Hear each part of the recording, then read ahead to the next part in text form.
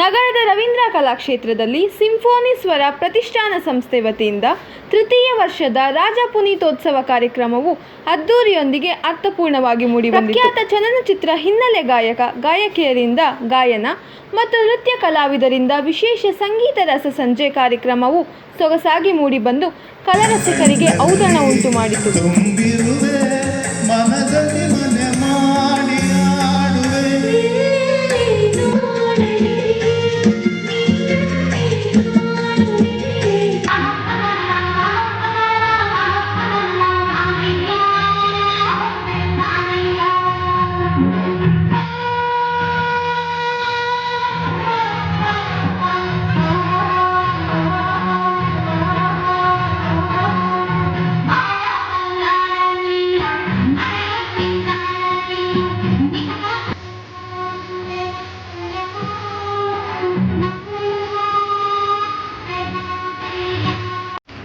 ಕಾರ್ಯಕ್ರಮದ ಮುಖ್ಯ ಅತಿಥಿಗಳಾಗಿ ಖ್ಯಾತ ಚಲನಚಿತ್ರ ಪ್ರಣಯ ರಾಜ ನಟ ಶ್ರೀನಾಥ್ ರವರು, ಖ್ಯಾತ ಸಂಗೀತ ನಿರ್ದೇಶಕ ಕೆ. ಕಲ್ಯಾಣ್ ಸೇರಿದಂತೆ ಹಲವು ಗಣ್ಯರು ಭಾಗಿಯಾಗಿದ್ದರು.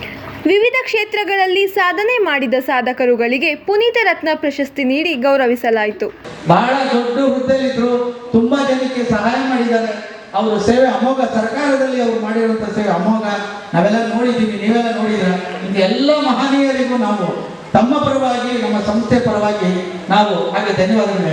ಇದೇ ಸಂದರ್ಭದಲ್ಲಿ ಖ್ಯಾತ ಗಾಯಕರಾದ ಶ್ರೀ ವಿಷ್ಣುರಾಮನ್ ರವರ ಶಿಷ್ಯೆ ಕುಮಾರಿ ವೈಷ್ಣವಿ ಚಿದಾನಂದ ಹೊಸಳ್ಳಿಯವರಿಗೆ ಗಂಧದ ಗುಡಿ ಚಿತ್ರದ ಅರೆರೆ ಗಿಣಿರಾಮ ಚಿತ್ರದ ಹಾಡಿಗೆ ಖ್ಯಾತ ಚಿತ್ರನಟ ಶ್ರೀ ಶ್ರೀನಾಥ್ ಹಾಗೂ ವೇದಿಕೆಯಲ್ಲಿ ಗಣ್ಯರು ಬಹುಮಾನವನ್ನು ನೀಡಿ ಗೌರವಿಸಿ ಪುರಸ್ಕರಿಸಿದರು.